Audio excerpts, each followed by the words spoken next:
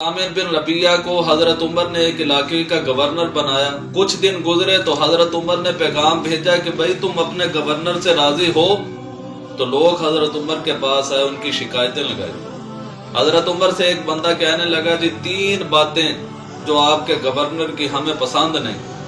حضرت نے فرمایا بتاؤ بھئی؟ کہا جی پہلی شکایت آپ سے یہ لگاتے ہیں کہ یہ فجر کی نماز پڑھا کر گھر جاتے ہیں تو کافی دیر کے بعد آتے ہیں لوگوں کے مسائل سننے کے لیے، اور دوسری شکایت یہ کہ جمعے والے دن جب نماز پڑھا کے فجر کی جاتے ہیں تو پھر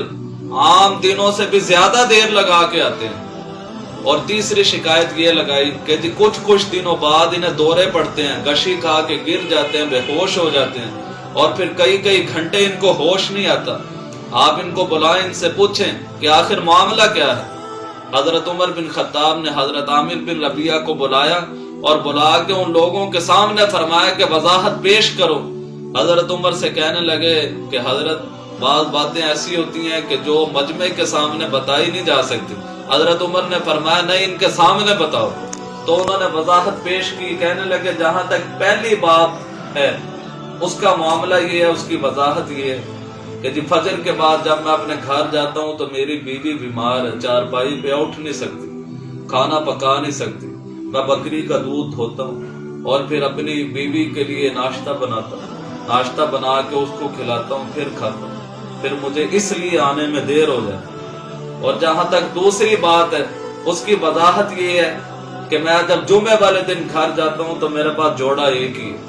یہ میرے پاس سوٹ ایک ہی ہے، تو میں صبح فجر کے بعد دھوتا ہوں، دھو کر اس کو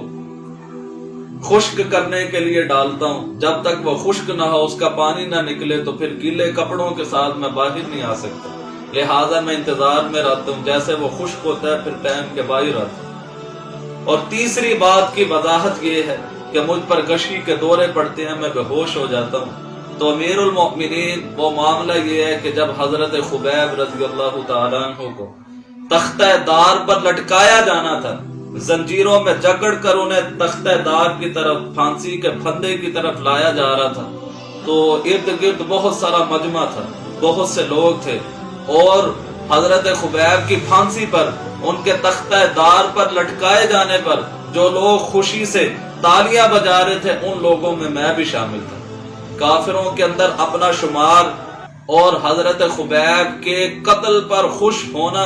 جب میں یہ سوچتا ہوں تو پھر میری حالت بدل جاتی ہے، میری کیفیت بدل جاتی ہے، میں غمگین و پریشان ہو جاتا ہوں، تو پھر مجھ پر بے ہوشی طاری ہو جاتی ہے، جس کی وجہ سے مجھے دورہ پڑتا ہے اور میں گر جاتا ہوں۔ امیر المؤمنین ان باتوں کی وضاحت یہ ہے۔ تو حضرت امیر المؤمنین عمر بن خطاب نے کہا عمر جب تک تجھے ایسے لوگ میسر ہیں تو کبھی بھی گمراہ نہیں ہو سکتا۔ تو اللہ تعالیٰ نے صحابہ کرام کو ایسا وقار، ایسا تقویٰ عطا فرمایا تھا، اسی لیے اللہ تعالیٰ نے فرمایا کہ میں ان سے راضی ہوں اور یہ مجھ سے راضی ہوں۔